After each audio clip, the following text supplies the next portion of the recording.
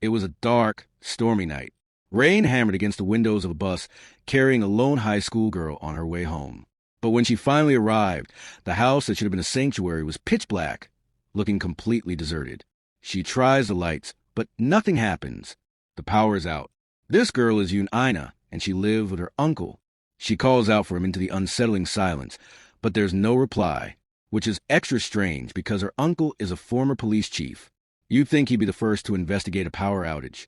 Hesitantly, Ina steps further into the dark house, and her foot accidentally kicks a small object on the floor.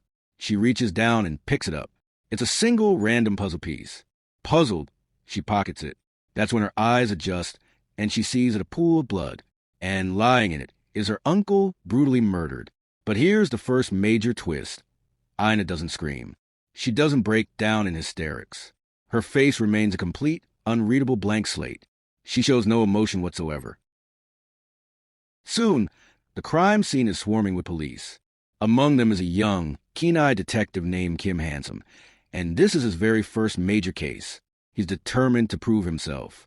As he scours the house for clues, he learns Ina is an artist, and then he makes a critical discovery. One of her own letteralls, a tool used for punching holes, and it's the exact same type of weapon used to kill her uncle. Down at the station, Ina is brought in for questioning, but she's evasive, asking to do it another time. She claims her memory is a total blank after she walked through her front door.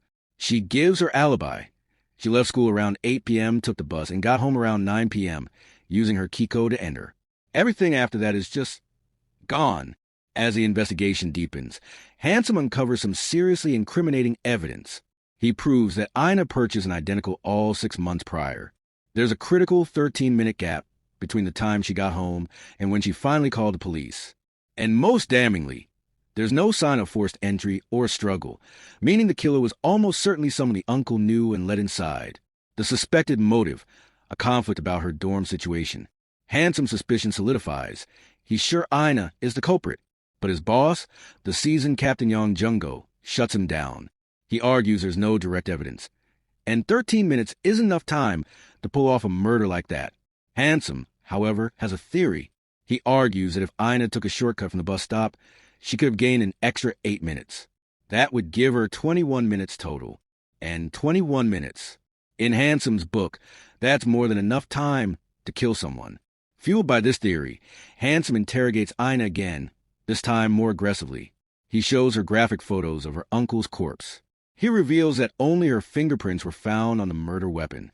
He even suggests a darker motive, a fight over her deceased parents' inheritance. Ina denies it all. When he point-blank asks her if she killed her uncle, her answer remains the same: I don't remember anything. She insists on going home, saying she's told him all she knows. But later that night, Ina unexpectedly returns to the police station. She's remembered the puzzle piece she found. She thinks the real killer left it behind intentionally, a clue meant for her. 10 years later, Yoon Ina is now a fully grown adult and a brilliant criminal profiler, or crime analyst, for the Seoul Metropolitan Police. Thanks to her parents, who own a successful hospital, she's also incredibly wealthy, driving luxury cars and always dressed in the latest fashion. But beneath the polished exterior, she's still haunted, regularly visiting a psychiatrist, Dr. Lee, for crippling nightmares about her uncle's murder.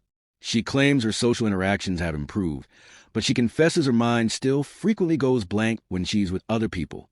Meanwhile, Kim Handsome is still a detective, now with the Honggang Police, and he's stuck. For 10 years, he hasn't gotten a single promotion.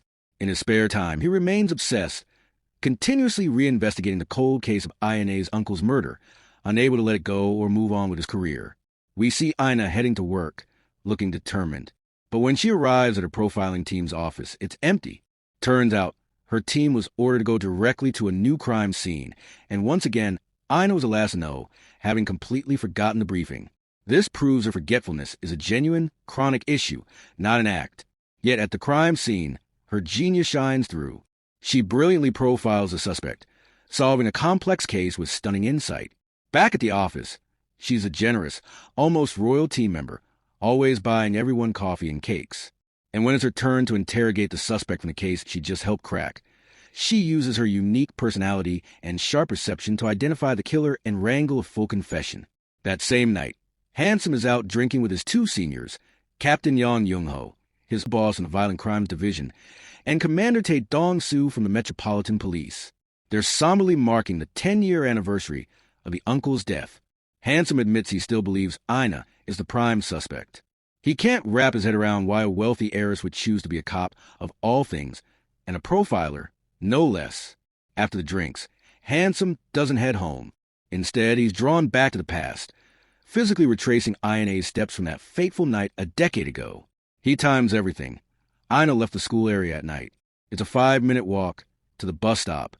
The bus arrived 3 minutes after she got there, a fact confirmed by the bus's CCTV. From the bus stop near her house, the ride home should take 32 minutes, the crucial missing piece. There are no CCTV cameras in the neighborhood to prove whether or not she took that alleged shortcut. Frustrated, Handsome just stands there, staring at INA's house, lost in thought. Suddenly, a patrol car pulls up. The officers are surprised to find the suspicious lurker is Lieutenant Kim Handsome himself.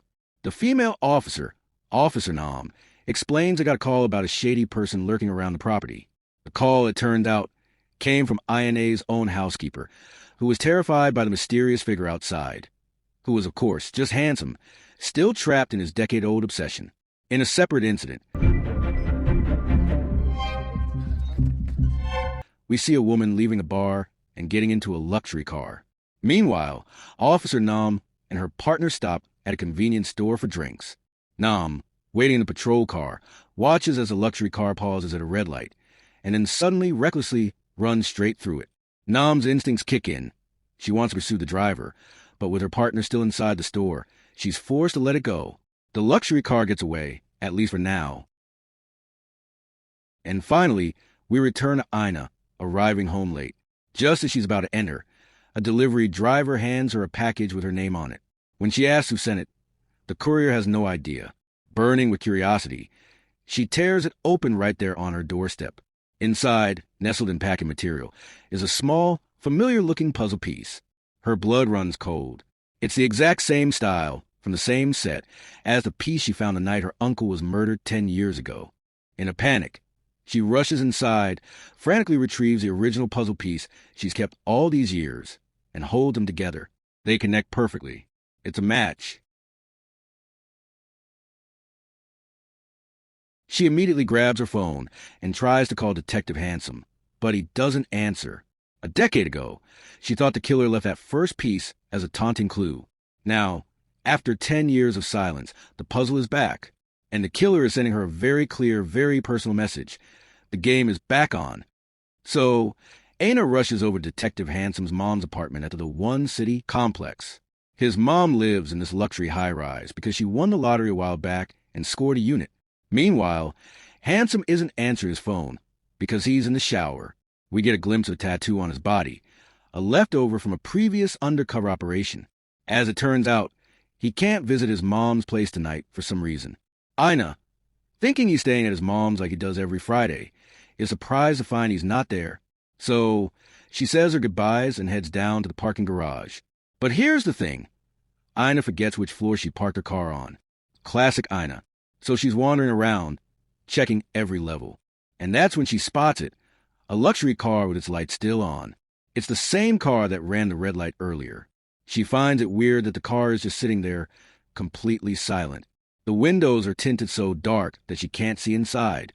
Her curiosity gets the better of her, and she decides to take a closer look, peering inside to see if there's even a driver. As she gets close, she makes a horrifying discovery. The driver woman is inside, and she's already dead, murdered. Obviously, Aina calls the police. The first officer on the scene is Officer Nam, who is already in the area. Once the death is confirmed, the detective team, including Handsome, arrives. Handsome examines the victim, a woman named Lee Myeong. From the marks on her neck, it's clear she was strangled from behind with some kind of cord. Myeong was actually a resident of One City. All her personal belongings are still there, so robbery doesn't seem to be the motive. Meanwhile, Aina has tried to track down the sender of her puzzle package based on the courier's info. The sender used a disposable burner phone and didn't meet the courier in person. They just told the courier the package would be in the supply closet of the men's bathroom. The spot was deliberately chosen because it's a blind spot for CCTV. making it impossible for Aina to get a face. This sender knew exactly what they were doing. Later, Handsome and Aina finally meet up. Handsome is immediately suspicious. Why are you always the first one on the scene? Aina. He even suggests that she could be committing the murders and then calling him to create an alibi. Aina explains that she was actually trying to find him to show him the new puzzle piece she received. She's now convinced the same person drew this puzzle piece, which means this is a serial killer, starting their game again after 10 years. Handsome is now on the move with his new partner, a guy named Choi-san. Even though Choi-san is older, he's a junior detective on Handsome's team, having only joined about a month ago. Handsome even asks for Choi-san's opinion on Ina's alibi, and Choi-san admits that forgetting where you parked is pretty relatable.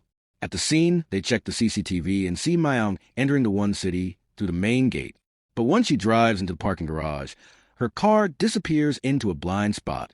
Handsome orders Choi-san to check every other CCTV camera and dashcam from cars parked on that level.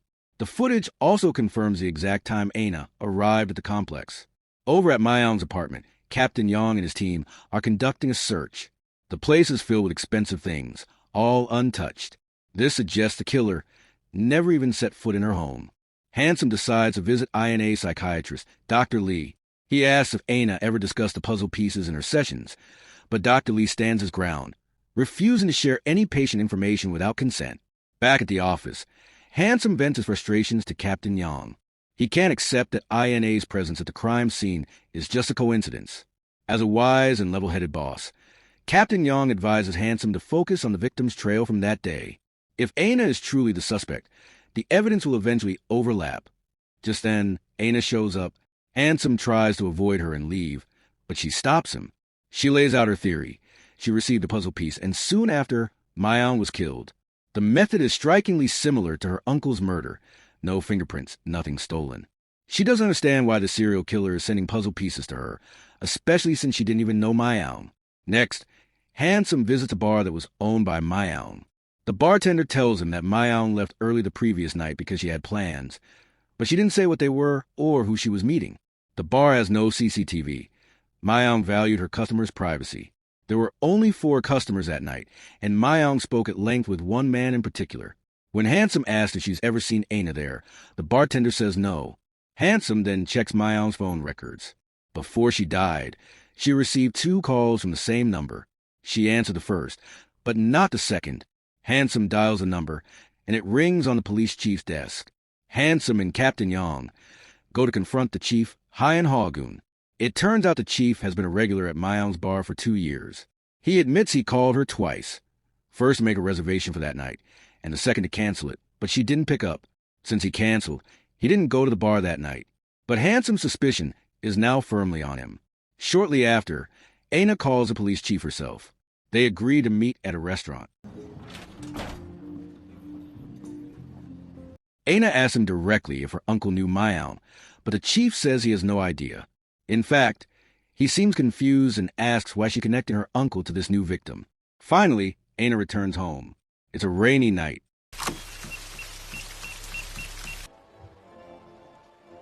She stands silently in her living room, listening to music, occasionally watching the heavy rain pour down outside.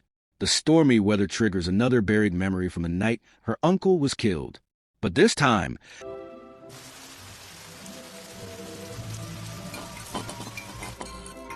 she remembers something crucial. There was someone else in the house that night. The killer was there, hiding in the shadows, watching her all along.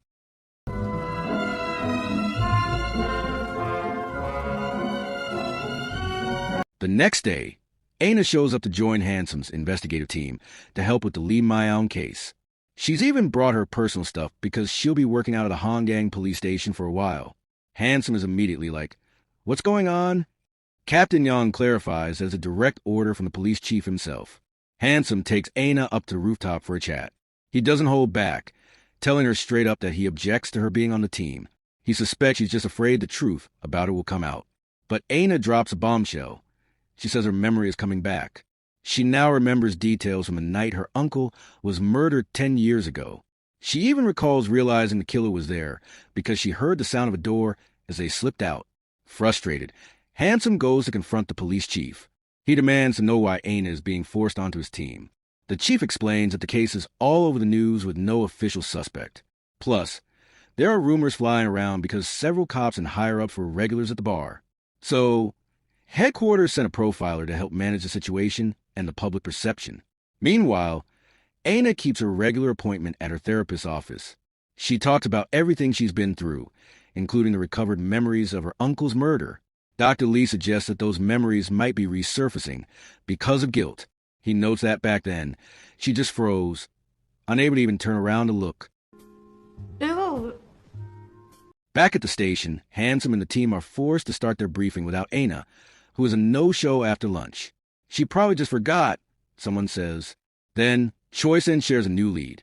While collecting dashcam footage, a resident reported that their car was frequently keyed while parked in the exact spot where Mayon was killed, a spot that just happens to be a CCTV blind spot. This suggests the killer had been planning this for a while, carefully choosing the location. Handsome goes back to review the CCTV footage from the night of the murder with a fresh perspective. He makes a chilling discovery. Mayon was already being strangled with cord from the back seat before a car even entered the apartment parking garage. The killer was already in the car with her during the drive. After double-checking, he realizes the only CCTV blind spot on her route was a parking lot of her own bar. That's where the killer must have gotten in. But it still leaves a huge question. Why didn't the killer do it right then? Was their conversation so important that he had to wait until they reached the apartment garage? When Handsome returns to the murder scene to process this, Aina is already there, and she's already figured it out. She tells him she guessed a killer was in the car before it arrived. She profiles a killer as a perfectionist who had a very specific location in mind for the murder. Also, she brought a gift because she wants to meet Handsome's mom. They all have dinner together, and Handsome's mom is delighted to meet Aina. Throughout the evening, Aina is subtly profiling Handsome, trying to decide if she can really trust him. After they leave, she tells him her theory. She was confused about why the killer sent her the puzzle piece when she didn't know Mayon. Now she realizes it's because the killer knows her, and she needs to be sure about the people around her. She concludes that she can now trust Handsome. She even tells him, "Now it's your turn. Profile me. See if you think I'm trustworthy." The next day, Captain Young informs the team that forensics found a fingerprint in Mayon's car that doesn't belong to her. The identity is still unknown and being analyzed. Aina then presents her official criminal profile of Mayon's killer. Her report states the perpetrator is an expert meticulous and a perfectionist, someone with excellent self-control who executed the plan flawlessly. She points out the similarities to her uncle's murder, officially warning them this could be a serial killer.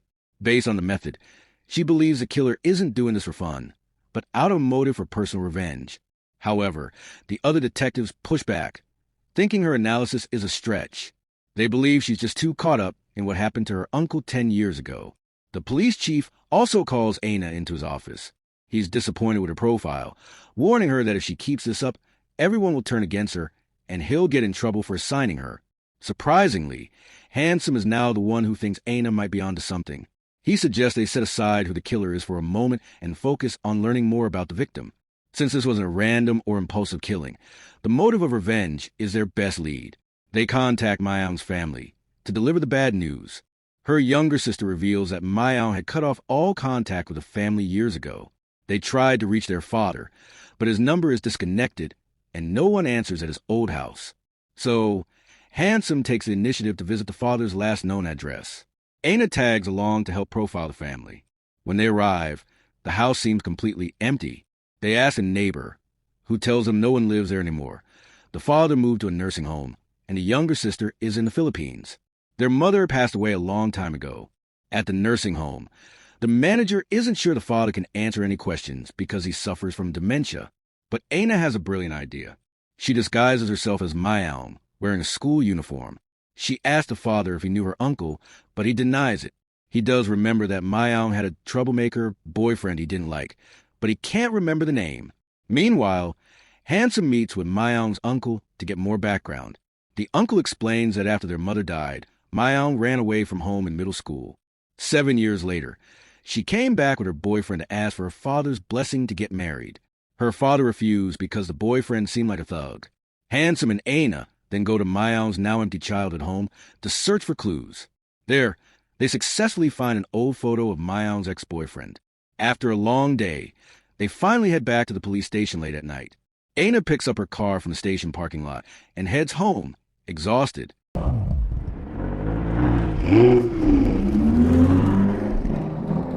First thing the next morning, Handsome shows the photo to the bartender. She confirms it's the same man, adding that he has a neck tattoo and once caused a scene at the bar. She also gives him his name, Kang Chi-mak, who owns a Chinese restaurant. Captain Yang quickly follows up, confirming that Chimik's fingerprints are a match for the ones found in Mayang's car. Immediately, the police launch a manhunt, checking both Chimik's restaurant and his house. But Chi-mak is nowhere to be found. He's vanished. Based on the information, Kang Chi-mak never came home last night.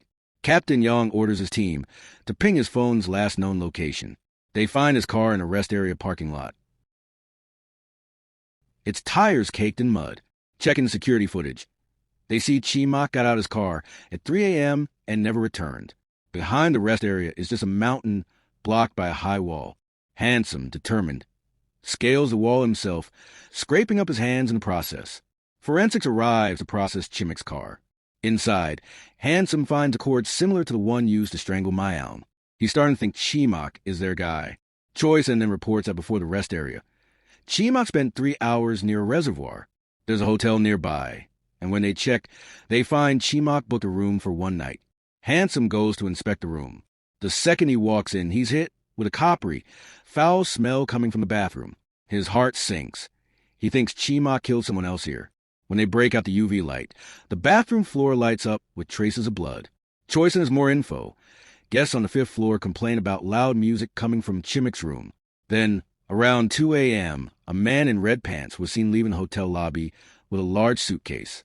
Handsome follows a path from the hotel down to the reservoir and finds drag marks from a suitcase leading to a boat dock. The police quickly organize a search of the reservoir, looking for a suitcase that likely contains the victim's body. Soon enough, they find it. Inside the suitcase are the dismembered remains of a man. The body is nearly impossible to identify because the head and hands are missing. Aina arrives at the gruesome scene. She immediately voices her opinion. Chi-mak is not the one who killed Mayang. The profiles don't match. Chi-mak is a hot-headed, impulsive guy with no emotional control. He has a history of being fired for violence and job hopping. But Handsome pushes back. Chimik's fingerprint was in Mayang's car. Aina then confuses him even more by stating the obvious. The body in the suitcase is probably Chi-mak himself. A little while later, Captain Yang confirms it. The DNA from the headless body is a match for Kang Chi-mak. Handsome rechecks the hotel CCTV. The man in red pants wasn't Chi-mak. He was just wearing Chimik's clothes and a pair of gloves. As usual, Aina visits Dr. Lee for her session. She tells him that finally, after learning the truth that she didn't kill her uncle, she's been able to sleep. Handsome has Chimik's wife, Yang-hee, brought into the station for questioning. At first, she's in tears, in disbelief that it's her husband who's dead. She also denies knowing anything about Lee Mayang when asked. The next morning, Aina arrives at the Hangang station with coffee for Captain Yang's whole team. She also tells Handsome that she never received a puzzle piece for Chimik's murder. This is significant. She then decides to pay a visit to Yang-hee at home. Aina can tell Yang-hee was lying about not knowing Mayang. She was just trying to avoid more intense police questioning. That night, Aina tries calling Handsome, but he doesn't answer. So she takes a chance and goes to his apartment, guessing the passcode to his front door. After a few tries, she gets it. It's the date of her uncle's murder. It was his first major unsolved case, and he's never gotten over it. Handsome walks in and is, of course, shocked to find Aina already inside his home. Aina lays out her finding from her visit with Yang-hee. She noticed something was off. When Yang-hee talked about her grandmother and sister who died, she showed no sadness. But when she mentioned not having her own room, Aina saw not just sadness, but pure anger. She also never asked about her husband's death or the progress of the case, which was strange for someone who seemed so inquisitive. Ina's conclusion. Yang-hee already knows what happened to her husband. The next day, they bring Yang-hee back to the station for a formal interrogation. Handsome asked her directly if she ever had an affair. She admits she did. Handsome presses further. What about the athlete? Yang-hee claims they broke up a month ago. Then, she tries to turn the tables, pointing the finger at her ex-lover, suggesting he's the one they should be looking at. She even says her lover, Jae-wook, once asked if he could replace Chi-mak if something ever happened to him. Handsome and Choisin immediately go to find the ex-lover, a tennis player named Jae-wook. He admits to the affair with Yang-hee, but insists they broke up. Handsome notices a fresh injury on Jae-wook's hand and asks about it.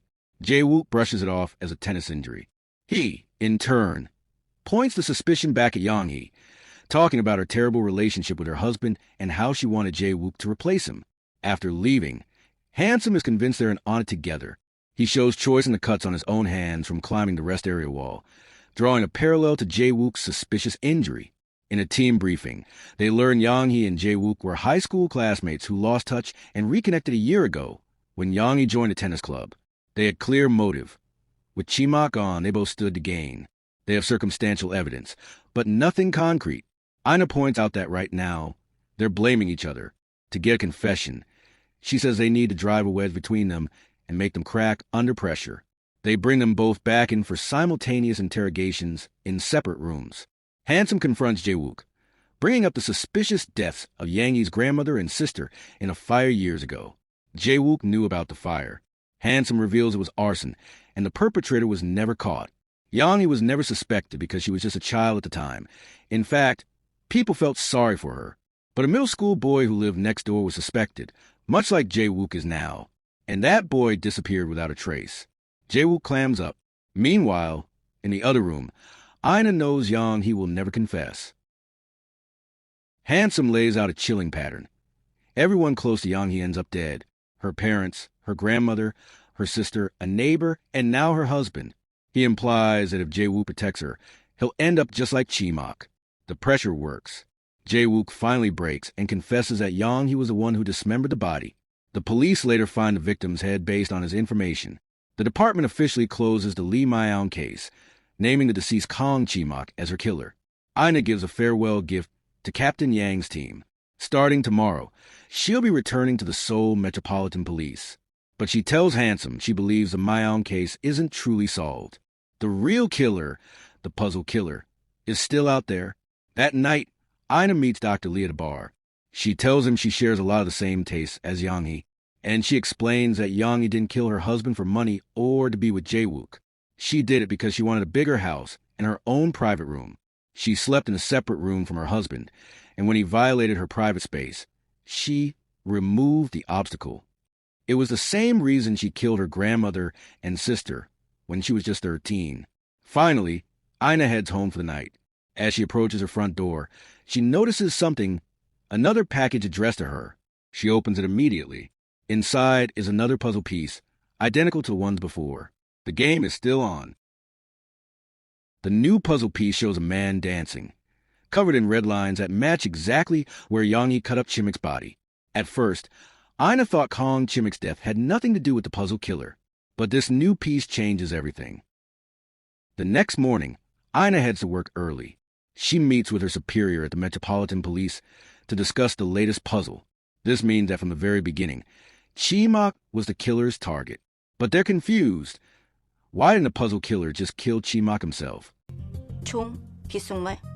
거기에 살인의 동기가 있나? Driven by this question, Aina visits Yang-hee in prison. She shows her the new puzzle piece. Yang-hee insists she's never seen it before, confirming she's not the one sending the packages. But she does confirm something chilling. The red lines on the puzzle match the dismemberment cuts precisely. And that information was never leaked to the public or the media. Only the police knew, which means someone was watching Yang-hee the entire time. And remember those suitcase drag marks leading to the reservoir? Yang-hee and Jae-wook swore they carried the suitcase to avoid leaving a trail. This points to a shadowy figure who deliberately set a trap, making it easy for the police to find a body and frame the whole thing. This killer wasn't just committing murder. They were stage managing the entire investigation. Meanwhile, Handsome is called to a factory where an old man named Young-han has been found dead. The time of death between 1 o'clock and 3 a.m. It's a locked room mystery. The victim was poisoned, having willingly drank poisoned soju without any signs of a struggle. This was a carefully planned murder. Handsome interrogates the 3 factory workers who were drinking with Young-han that night, but the police are struggling to find a motive. Aina, driven by her own curiosity, decides to involve herself in the case, even though a profiler isn't usually needed for something like this. Still hitting a dead end, Handsome questions the factory janitor. He gets a crucial piece of information, Young Han's son died a year ago in a workplace accident at that very factory, just after he was hired. Handsome immediately brings the three suspects back in and grills them about the tragedy. The story that emerges is heartbreaking. When the accident happened, the three men were present, but Young Han was absent that day. They initially want to call an ambulance, but one of them stopped them, insisting they follow the boss's strict procedure and report to him first. This delay meant Young Han's son didn't get immediate medical attention and died on the spot. Handsome pieces together the real motive. Young Han held a deep-seated grudge against these three men for his son's death. He didn't just want revenge. He wanted them to suffer. So he deliberately drank the poisoned soju, killing himself to frame them all for his murder. His final act was a twisted plot to make them live the rest of their lives under a cloud of suspicion, blaming each other for a crime they didn't commit. Later, during her session with Dr. Lee, Ina is visibly frustrated. She's annoyed that Young Han thought he could trick the police with his suicidal scheme. Why not just kill the three of them? Why die himself? Or at least take them all out with him? If he was going to do it, why not plan it perfectly? Dr. Lee calmly offers a different perspective. When faced with extreme situations, some people attack others, while others turn their pain inward and attack themselves. Young Han, he suggests, was the second type. He chose to kill himself rather than become a murderer. Dr. Lee analyzes that Young Han was, at his core, a gentle man. He simply couldn't bring himself to see the three men die, even after what they had done. That night, Handsome comes home to find Ina already inside his apartment. At this point, he's not even shocked. He's getting used to her breaking and entering. Ina performs a little test, mimicking Young Han's act with a bottle of soju, to see if Handsome will trust her. She explains that she's sure the puzzle killer is someone close to her, someone who knows her intimately. To uncover their identity, she needs someone she can truly rely on. Handsome answers her by taking a drink from the bottle, proving his trust. In return, Ina shows him the new puzzle piece, confirming the puzzle killer's involvement in Chimik's death. Handsome is stunned to see the graphic red lines detailing the dismemberment. This time, the killer used Yang-hee as their proxy. Ina lays out her new theory. The figures on the puzzle pieces aren't the victims. They're the killers. Just like the three suspects in Young Han's case were the real perpetrators of his son's death. She holds up the three puzzle pieces. The first, from her uncle's murder, a figure shooting a human-shaped doll. The second, from Mayang's murder, a figure holding cotton candy, whispering with a grimace. The third, from Chimik's murder, a figure dancing in an armband, now with the red dismemberment lines. Ina thinks these three pictures represent the perpetrators. The puzzle killer is avenging a past crime they all committed. But Ina has a terrifying new worry. If each puzzle piece represents a different perpetrator from some unsolved case, then this killing spree is far from over. With only 3 pieces so far, if this is a full puzzle, there could be 6 more pieces to come, which means 6 more killers on the puzzle killers list. The next morning, Handsome is woken up by his blaring phone alarm. He looks around, but Ina is already gone. However, it isn't long before she shows up at his door again, this time with her luggage in tow. Her theory is solid. The puzzle killer is someone close to them, someone in their inner circle. She's sure it's not her, and her profiling tells her it's not Handsome either. So, they're a team up. They decide to turn Handsome's apartment into their secret headquarters to investigate the puzzle killer's identity off the books. They start digging into the victims' pasts. Ayane's uncle and Mayao had clean records, but Chimak had a history of DUIs and assault. Then, while checking Chimik's final phone records, they find something. 3 calls made to a man named Yoon-soo. Ina takes the initiative to visit Yoon-soo, a successful 60-year-old construction tycoon. When she asks if he knew Chimak, he flat out denies it. Just from his demeanor on the phone, Ina can tell he's an angry, abrasive man. She presses further, asking if he knew Ayane's uncle or Mayang. He denies knowing them too. Ina tries to warn him, laying out the fact that everyone she just named was murdered by the same killer. If he's connected to them, he could be the next target. But Yoon-soo just blows her off, refusing to believe a word of it. Meanwhile, Handsome visits Yang-hee in prison.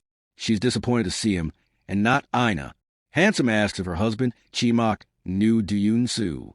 Yang-hee remembers that Chimak once asked Yoon-soo to officiate their wedding, but Yoon-soo refused. She met him once and thought he was incredibly arrogant. Chimak had told her they knew each other from a time they worked together and were both successful. Later, Ina has her scheduled session with Dr. Lee. He remarks that she seems much happier than the last time he saw her. For 10 years since her uncle's death, she couldn't sleep well and was haunted by nightmares, her old house filled with too many bad memories. But since staying at Hansom's place, she's felt safe enough to sleep soundly, though she keeps the location a secret from Dr. Lee. After her session, Ina runs into another doctor in the building, a Dr. Huang. He's staring intently at a painting on the wall. At first, Ina assumes he bought it, but it turns out he painted it himself. So, Dr. Huang is a talented artist. That night, Hansom comes home to find a pile of packages at his door. Turns out, Ina went shopping and had everything delivered to his address.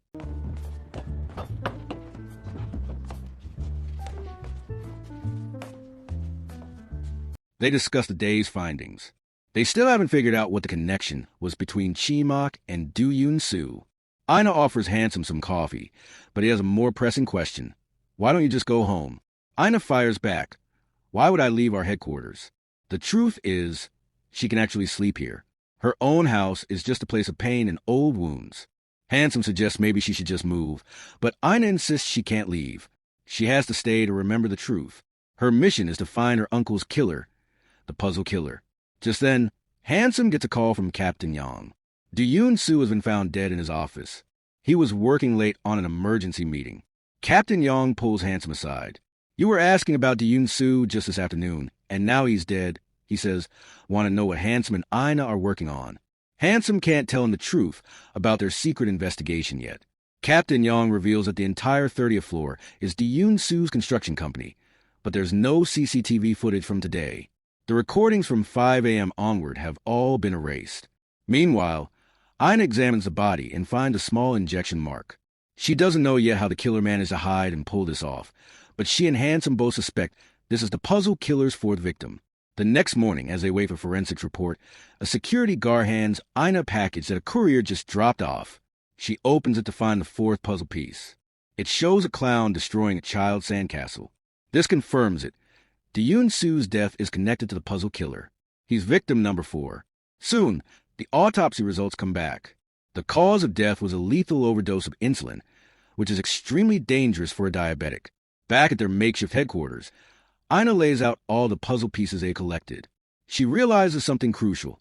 All the pieces have the same background, an amusement park. Do Yoon-soo is a clown. The other pieces show a doll, cotton candy, dancing children, a sandcastle, and a Ferris wheel. Ina is sure this is a connection. The killers, the victims, all ties back to an amusement park. She starts scouring the internet, trying to find which amusement park matches the background in the puzzles. The next day, Captain Yang and Hansom visit the Yangyang Resort, a project built by Do Yoon-soo's construction company. There was a fatal accident there that killed a worker, and they think Do Yoon-soo's death might be related. The project manager denies it, suggesting instead that Do Yoon-soo's death is linked to Chimix, since the two were close. They played golf together, and both had terrible tempers, though Do Yoon-soo never losses with Chi-Mak.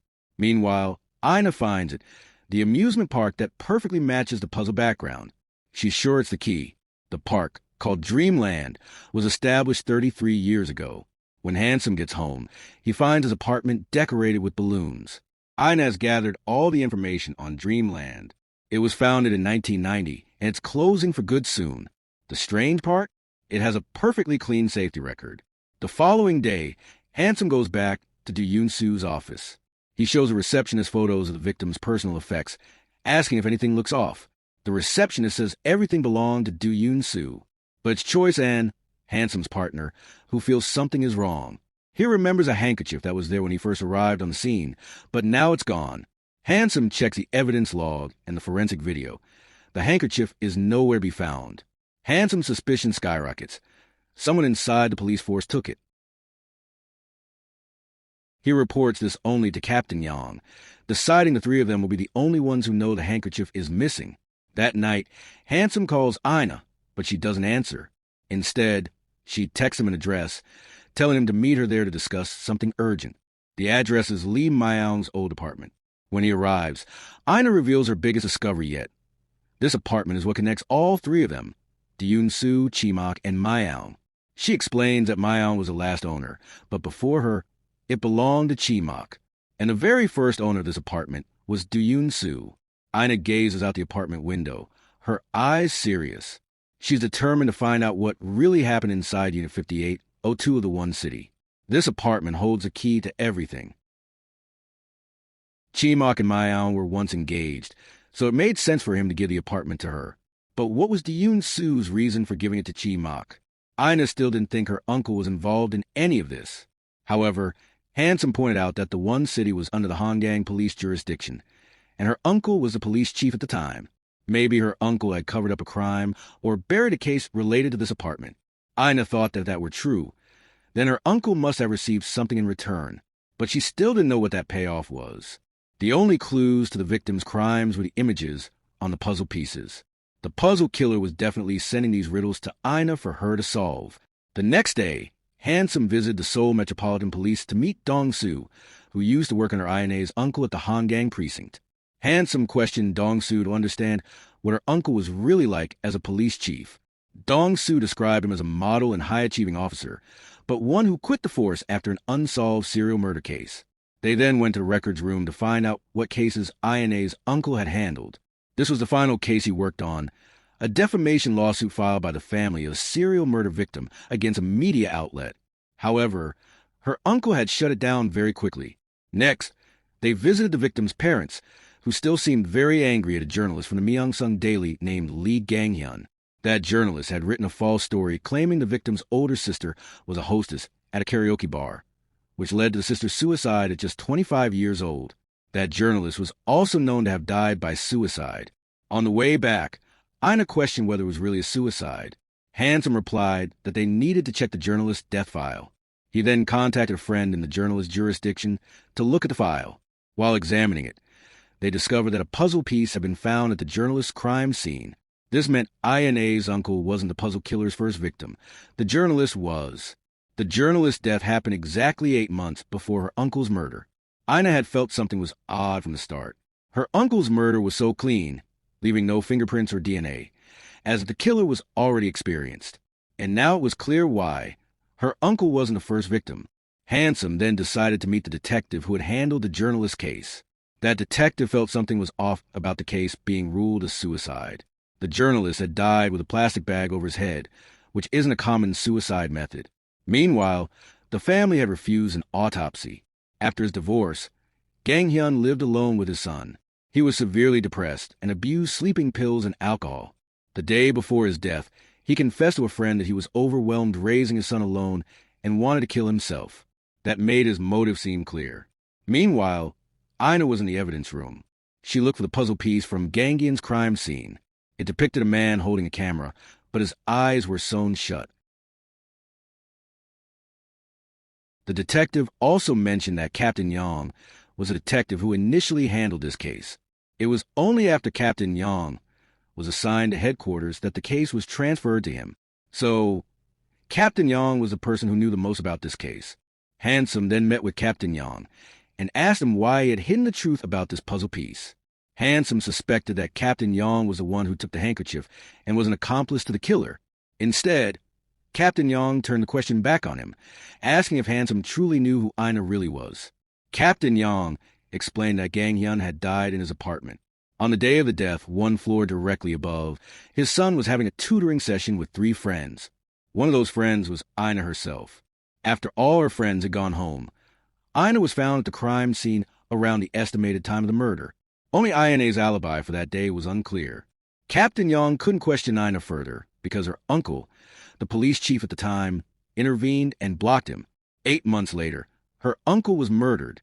INA's alibi was also unclear at that time. Captain Yong then asked Handsome if he still trusted Ina. That night, Handsome questioned Ina about the incident. What was she really doing when Gang-hyun died? That night, Ina was on the rooftop because she didn't want to study, but she also didn't go home because she didn't want to hear her uncle's scolding. Ina countered by asking why Captain Yong had kept quiet about this case and ignored the fact that a puzzle piece was found. Ina told Handsome to rethink who he could really trust. Handsome became confused about what was happening. That night, Ina left the headquarters and went back to her own house. She checked the last call history from journalist Gang-hyun's phone, which was to a man named Oh Kil-jin. Ina then hurried off to find Kil-jin, who was on vacation on Jeju Island at the time. Ina was somewhat familiar with the name Oh Kil-jin.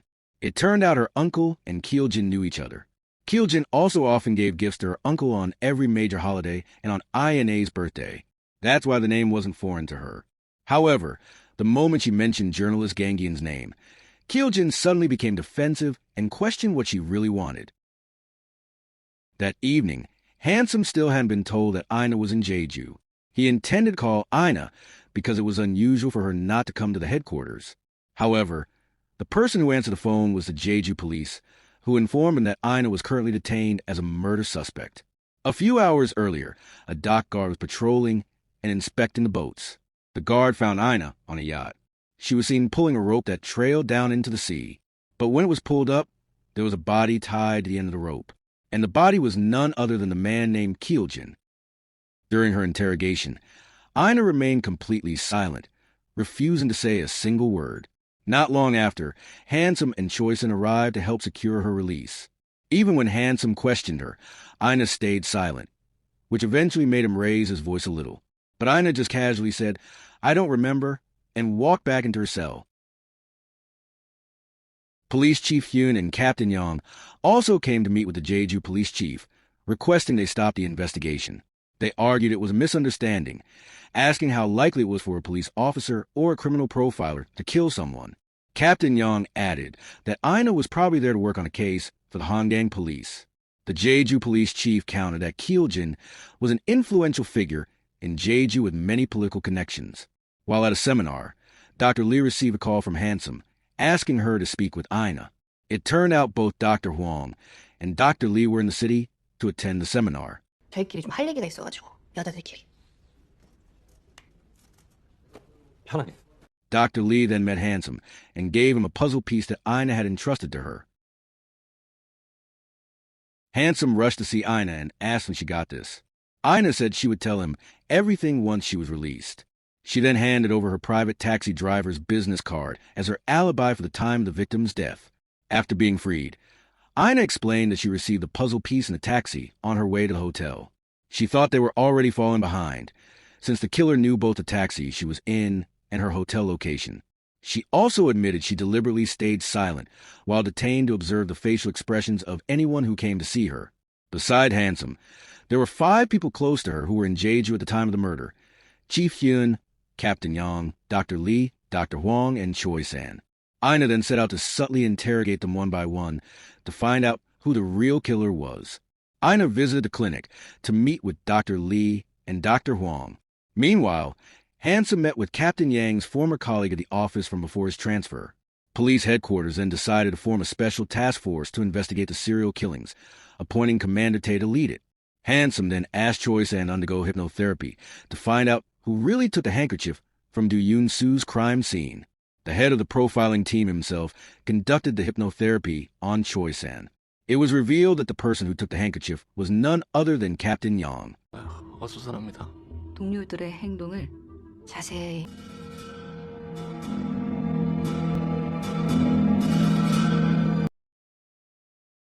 Ina went to visit Captain Yang's home. There, she found many photos of his memories with the orphanage children he had supported. It turned out Captain Yang himself was raised in an orphanage. Because of this, after he started working and became a police officer, he continued to donate and help the children at the orphanage. Captain Yang wanted all children to have an equal chance at a better future. That night, Ina reported her findings to Handsome at their headquarters. Captain Yang was now suspected of being the police insider, helping to protect the killer. Surprisingly, Captain Yang himself confessed to being the one behind it all, demanding to be arrested and asking for reporters to be called so he could explain his motive. He refused to say another word until the journalists arrived. Of course, the police didn't believe him, as Captain Yang had solid alibis for several of the murders. The real serial killer was suspected to be someone known to Captain Yang. The police continued to spy on and tail Captain Yang to find the true identity of the killer. So far, there had been 6 victims, and with 3 puzzle pieces left, it meant there were 3 more potential targets. Choi-san, who was assigned to surveil Captain Yang, noticed him moving suspiciously on a highway. He immediately reported this to Handsome. Meanwhile, Mayor Kim Moyle and former Chief Prosecutor Kwon Sang-byum were seen hunting in a grassy field.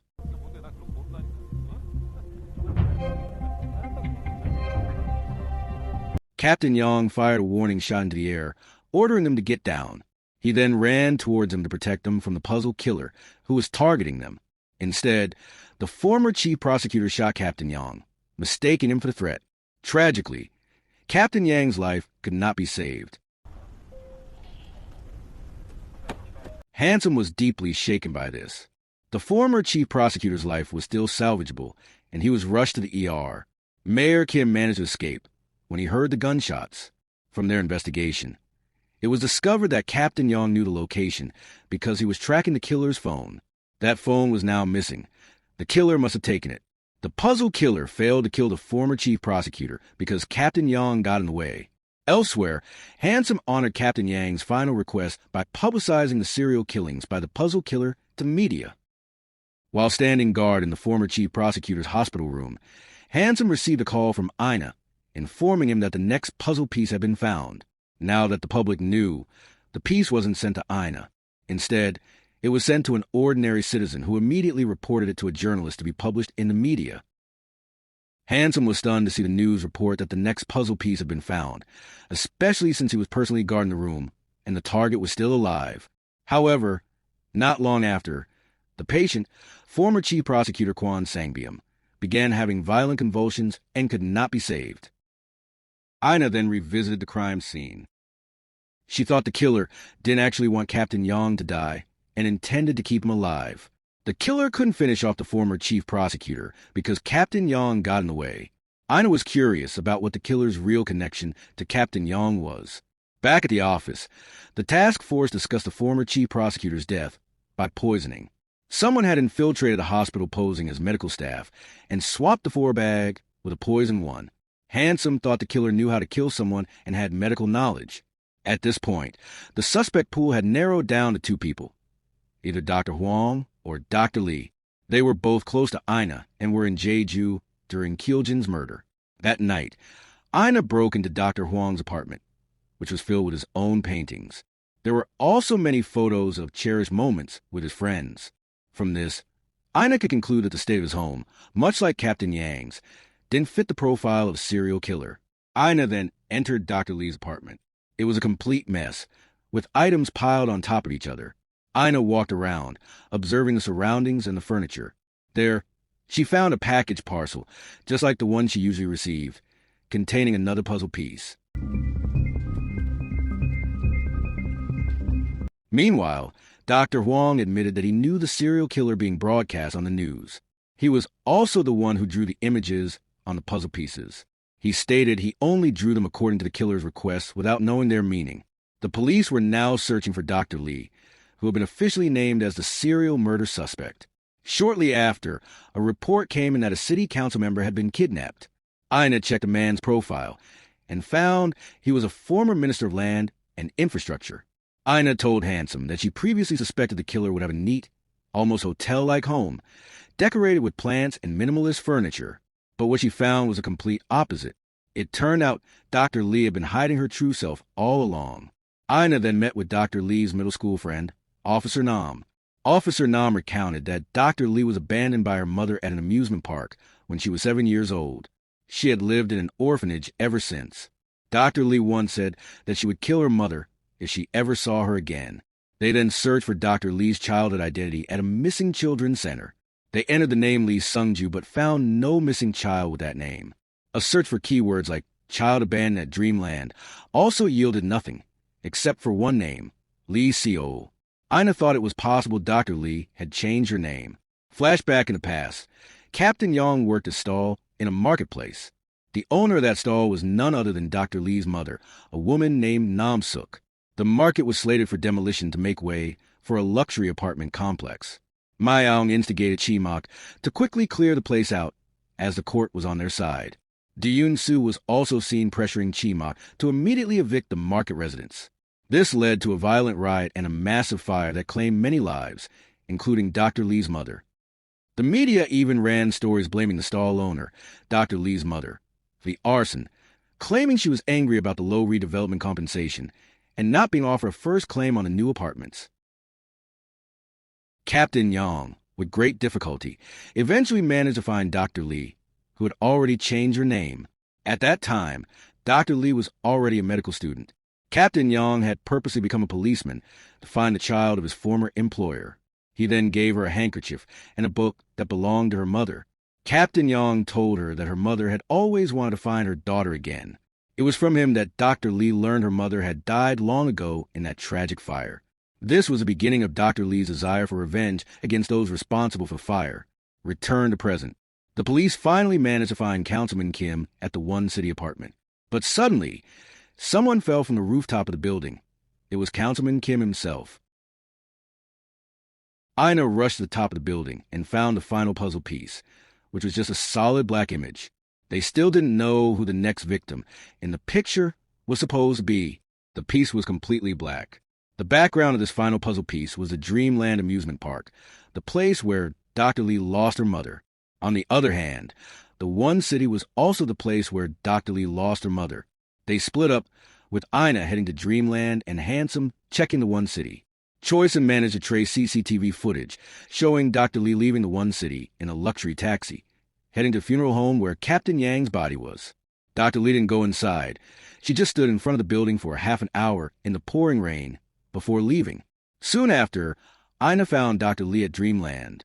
She was at the very last ride she went on before being separated from her mother. It turned out that after being separated from her mother at the amusement park, Dr. Lee had often visited it, waiting for her mother to come back and look for her. Every day, she imagined she might see her mother's face again someday, until she finally gave up hope of ever being reunited. As Handsome arrived and moved to arrest Dr. Lee, she set the amusement ride on fire, intent on ending everything. It turned out the final puzzle piece represented herself. She was the final victim.